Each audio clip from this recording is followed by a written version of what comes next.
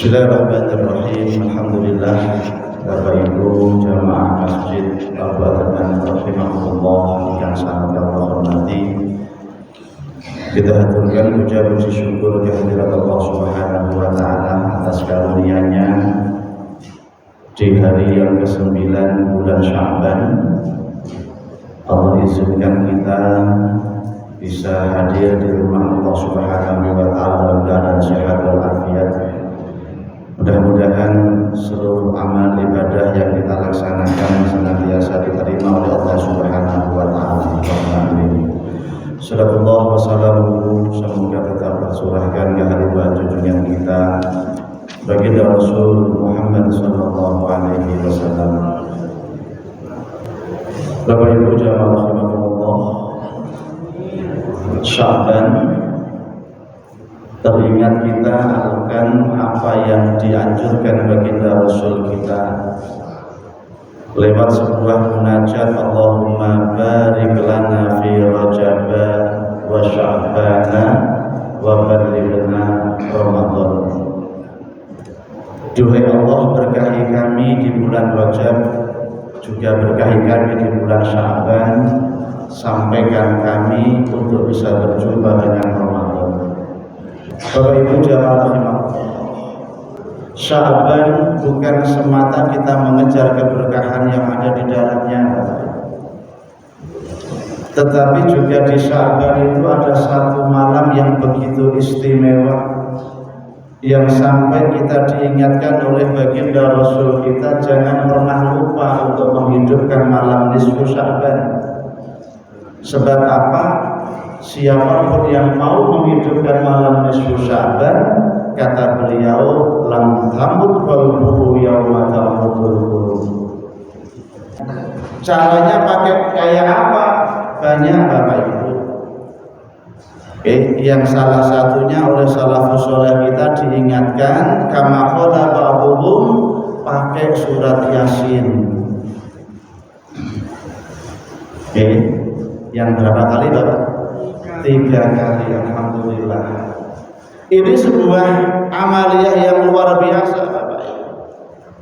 Kenapa dalam sebuah kitab risalah Nailus Surur tipis Bapak Ibu ngapunten, dipun dawuhake bahwa memang kita itu dikasih kesempatan oleh Allah Subhanahu wa taala dalam setiap tahun itu untuk kirim proposal mengajukan perubahan. Dan itu proposal akan diterima pada malam nisfu Sya'ban dan nanti akan diketok pada malam Lailatul Qadar. Sehingga dengan Yasin 3 kali itu kita dianjurkan dengan Yasin yang pertama, minta barokah Yasin agar apa? Allah karuniakan kita 1 tahun ke depan umur yang panjang dan barokah.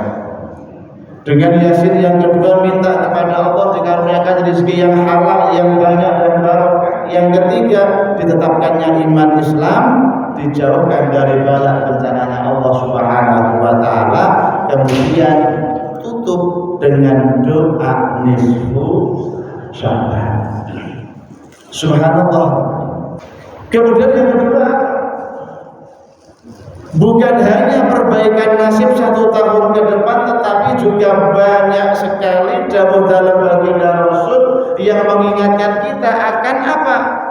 Turunnya rahmat Allah yang begitu besar, terutama maghfirahnya Allah Subhanahu wa taala di malam nisfu Sya'ban.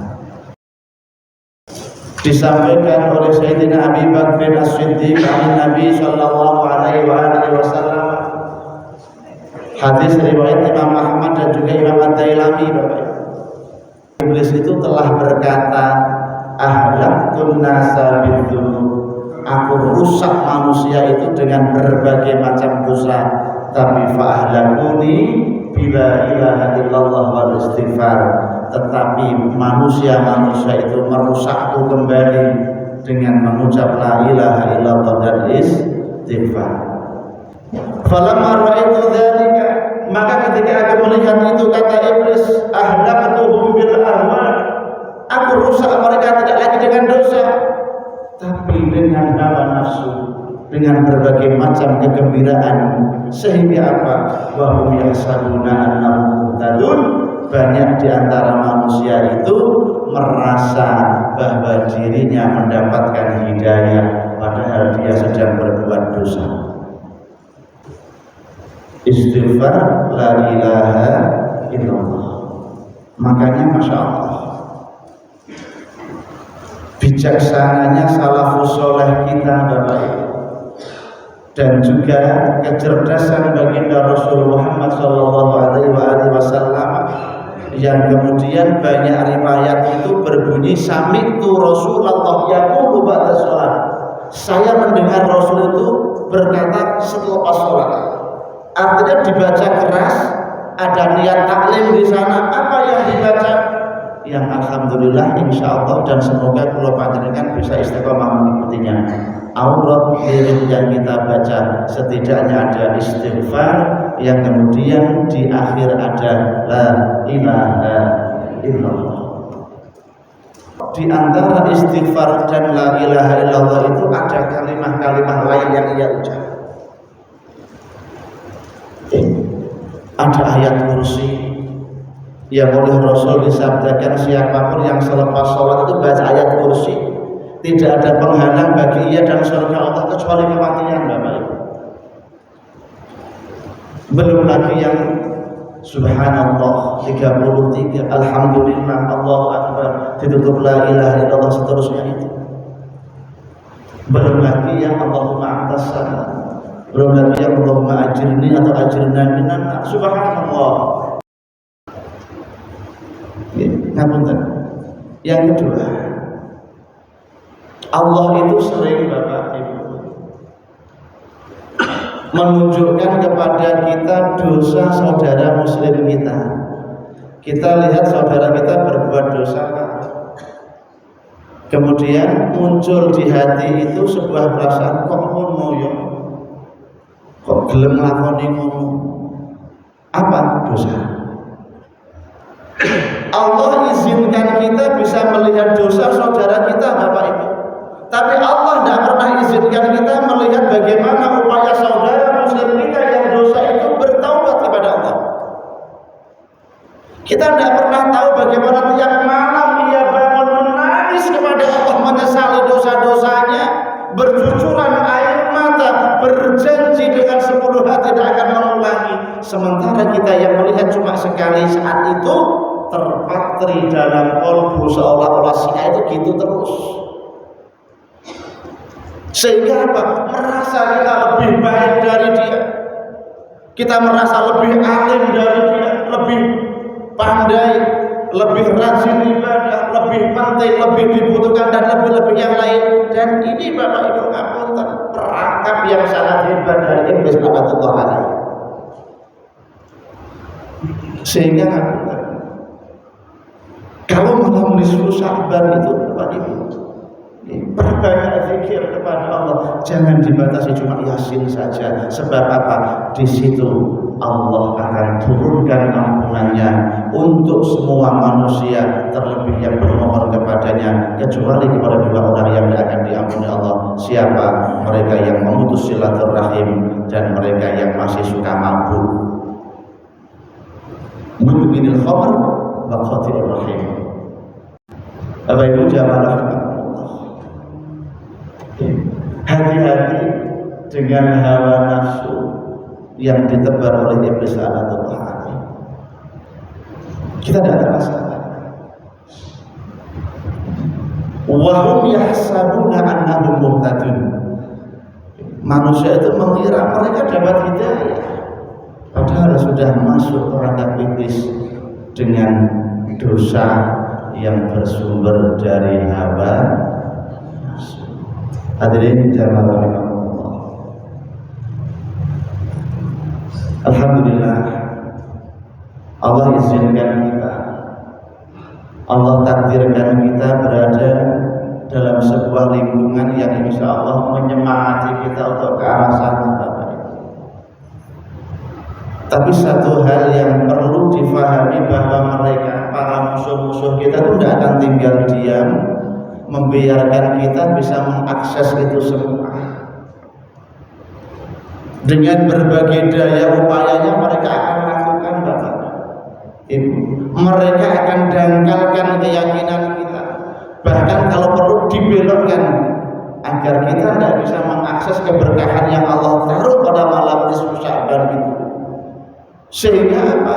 Muncul narasi malam nisfu Sya'ban itu ada perbedaan pendapat, digiring pelan-pelan, yang tujuan utamanya agar kita itu jauh dari amaliyah-amaliyah itu yang sebenarnya memang Bapak Ibu jamaah rahimakumullah, amaliyah-amaliyah itu adalah hadiah dari Allah untuk umat yang istimewa ini, umat baginda Rasul Muhammad sallallahu alaihi wasallam. Mohon maaf Bapak Ibu jamaah rahimakumullah, Lailatul Qadar itu hanya berlaku untuk umat baginda Rasul. Yang satu malam nilainya khairum min alfi syahr. Bahkan beliau sangat memfardhukan, satu-satunya amal yang berhukum sangat fardu ya cuma thalabul ilmi begini Bapak Ibu. Seluruh ibadah yang berhukum fardhu itu cuma fardhu biasa, fardhu lillahi ta'ala. Sholat puasa itu cuma fardhu karena Allah, tapi thalabul ilmi faridhatun, pakai sebut mubalaghah, sangat fardhu. Kenapa? Ini karena saking cintanya beliau kepada kita umatnya, agar kita thalabul ilmi dimanapun monggo, ikut ngaji di mana silahkan, yang terpenting yang dibahas ilmu agama.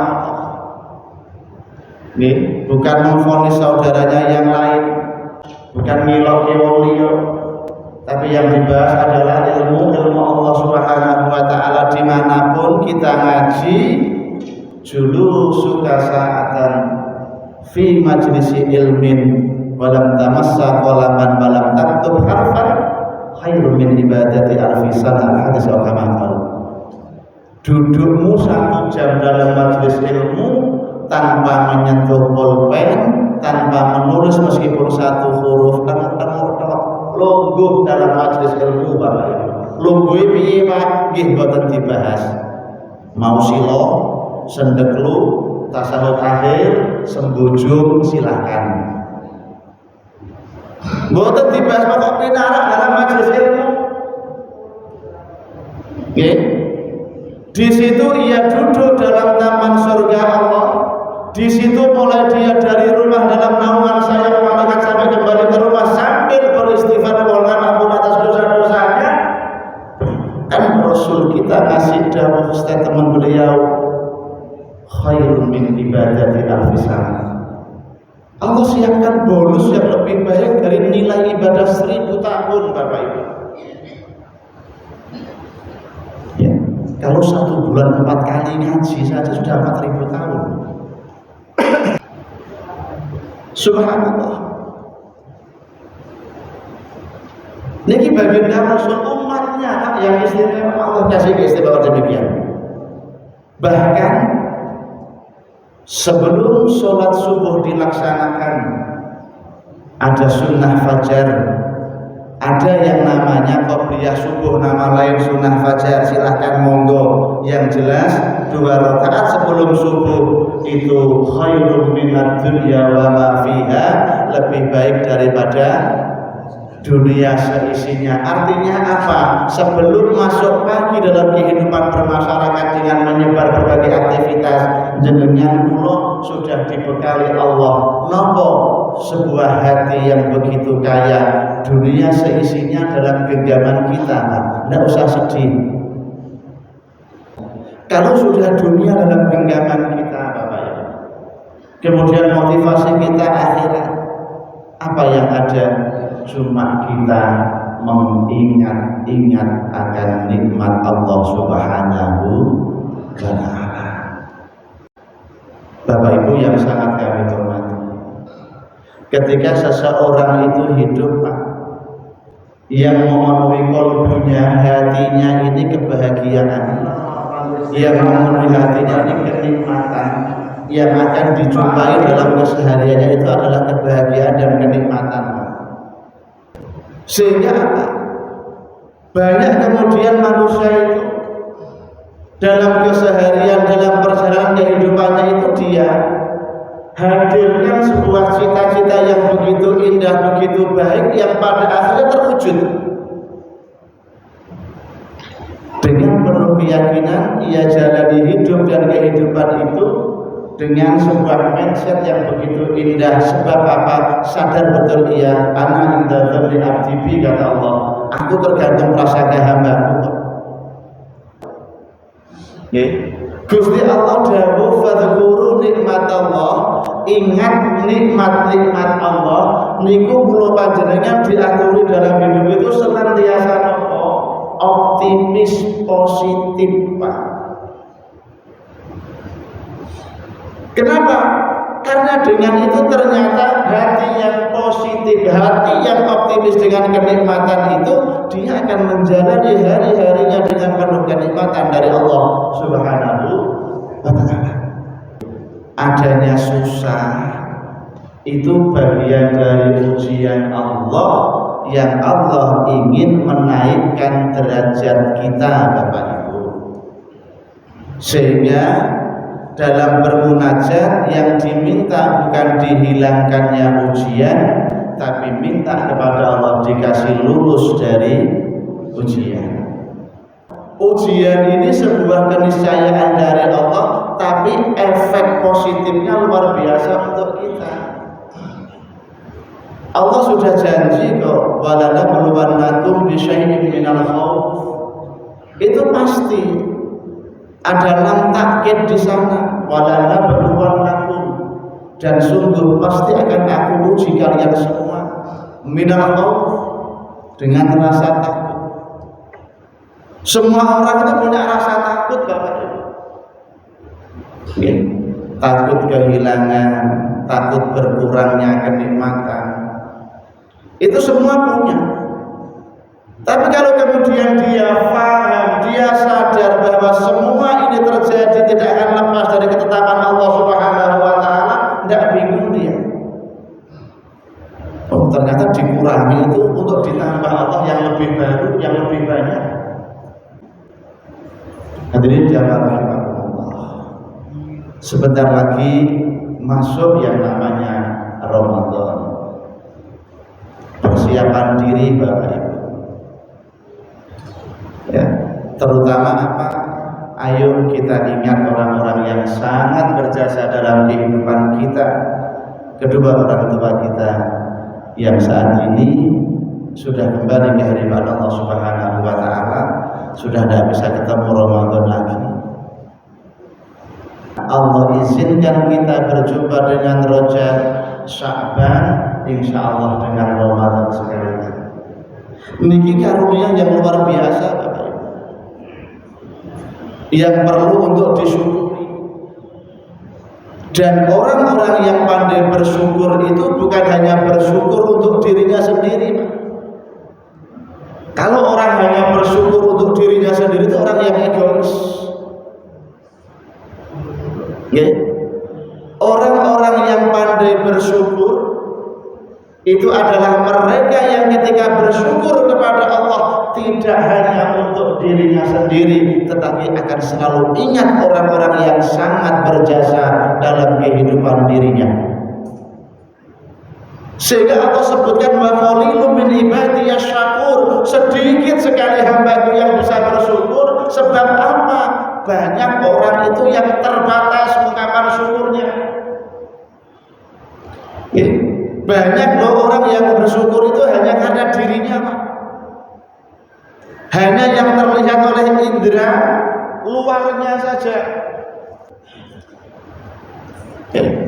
Makanya salafus saleh ngapunten Bapak Ibu yang sangat kula hormati, ketika kula panjenengan dalam hal kecil bisa bermunajat kepada Allah, ihdinas siratal mustaqim siratal ladzina an'amta 'alaihim ghairil maghdubi maghdubi 'alaihim waladdallin niki mboten langsung amin, tapi napa rabbighfirli wa liwalidayya amin.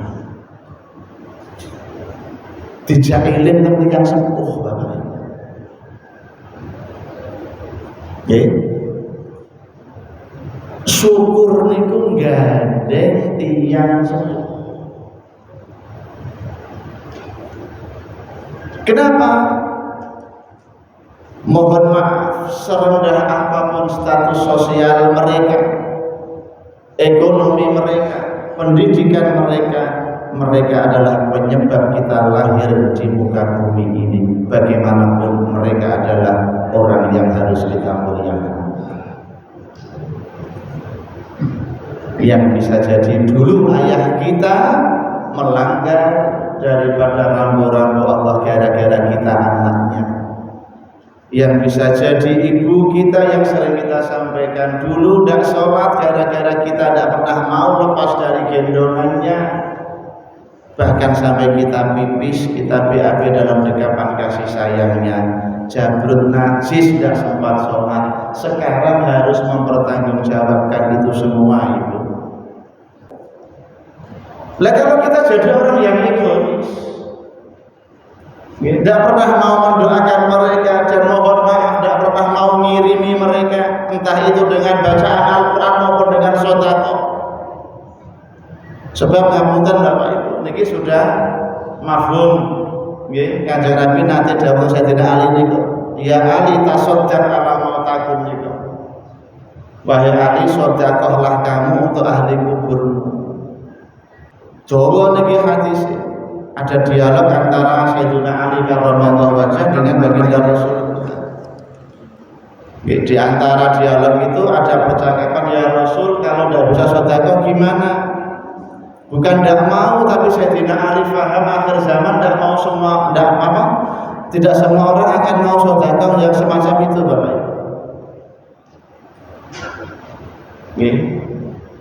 Ada yang karena memang tidak percaya, ada yang karena tidak ada yang dipakai sedekah untuk itu. Sehingga kata Rasul kita, lagi esok sedekah ya faqra'u ayatan min ayatil Quran, bacakan ayat-ayat Al-Quran. Makanya dalam sebuah fatwa yang sangat terkenal, Imam Hambali Bapak Ibu dawuh, ketika kalian masuk kuburan, masuk pemakaman, entah ziarah ke orang tua atau sekedar lewat, kalau bisa sempatkan masuk. Setelah urus salam baca Fatihah, Ikhlas, Muawwidzatain, hadiahkan pahalanya untuk seluruh ahli kubur itu. Fa'innahu yanfa'u, itu semua akan sangat bermanfaat bagi mereka. Yang mana orang yang di dalam kubur seperti orang yang tenggelam itu menunggu kiriman Pak, dari sahabatnya, dari saudaranya, dari orang tuanya, dari siapapun lah yang mau ngirimi pokoknya. Dan ketika ada kiriman itu, meski cuma doa, meski cuma ayat Al-Quran, maka kiriman itu bagi ahli kubur itu khairun minad dunya wa ma fiha, bagi yang lebih baik daripada dunia seisinya. Makanya kata Sayyidina Ali, ya Rasulullah sama Quran ya fatu bil maghfirah, mohonkan ampun kepada Allah dosa-dosanya. Nah, dalam tradisi Magenan Bapak Ibu, kita diingatkan bukan hanya doa ampunan yang kita mohonkan kepada Allah, tapi juga bacaan Al-Quran sekaligus sedekah sebagai ungkapan syukur kita kepada Allah Subhanahu wa Ta'ala dengan karunia yang begitu indah ini. Juga kita ingat orang-orang yang berjasa dalam kehidupan kita, di antaranya dan terutamanya adalah kedua orang tua kita. Nah, kemudian ya, kita ingatkan pula ketika nanti masuk Ramadan Bapak Ibu, diupayakan sholat yang namanya sholat sunnah Lailatul Qadar. Niki kula namung terus mesine guru-guru mawon Bapak Ibu. Sebab apa? Di antara hikmah sholat sunnah Lailatul Qadar itu yang pertama adalah ketika kemuliaan ini sering kita ingatkan ketika mau Ramadan. Hadis riwayatnya dari Imam Ibnu Abbas radhiyallahu an di kitab napa ngapunten sing ditulis Imam Al-Ghazali Ihya Ulumuddin niku di halaman yang ke-36 di Khazinatul Asrar halaman 14 dalam kitab Risalah Nailus Surur halaman yang keempat. Di kitab Sulamul Munawwarah ini di halaman 37 lengkap Bapak Ibu. Siapapun yang mau sholat sunnah Lailatul Qadar, sholatnya cuma 2 rakaat Pak, tapi dilaksanakan pada malam ganjil 10 hari yang terakhir.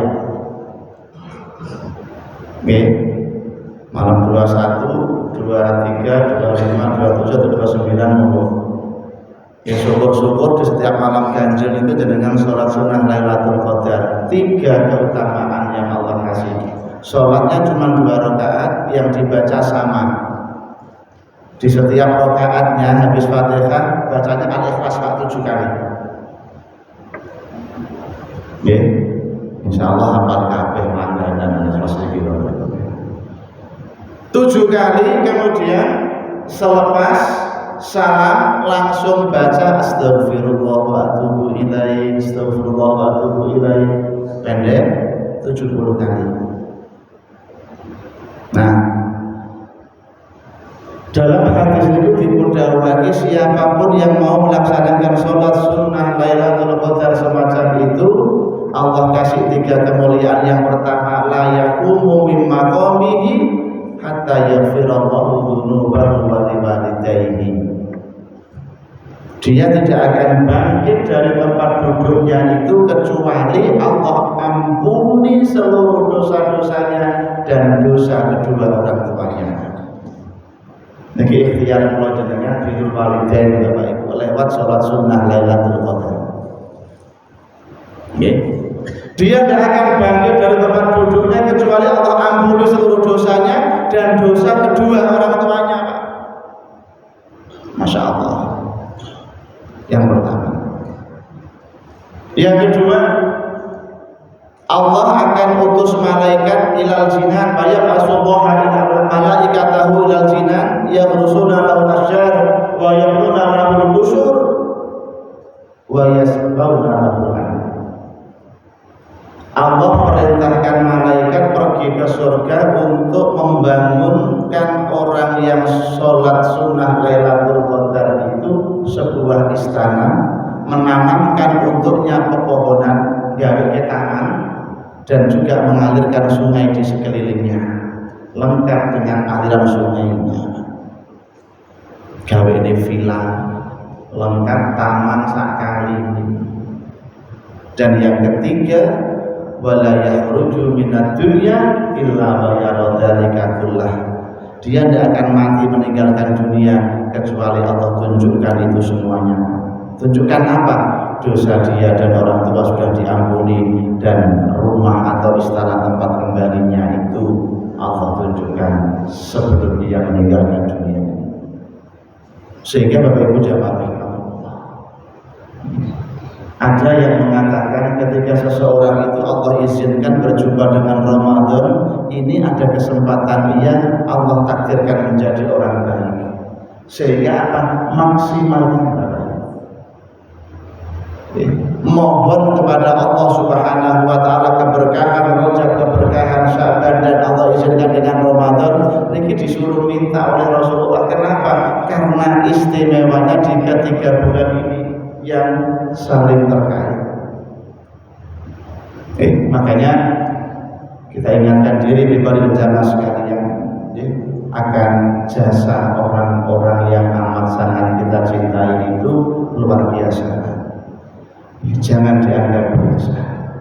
Dulu mereka prihatin, dulu mereka sering riyadhah untuk kita anak-anaknya, dan bisa jadi munajat mereka tidak Allah berikan untuk mereka, tapi justru Allah kasihkan untuk kita anak cucunya. sehingga jangan pernah abai terhadap mereka.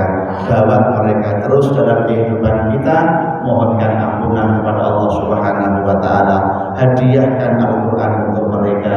Juga kalau ada rezeki jangan pernah lupa untuk berinfak atas nama mereka. Cukup?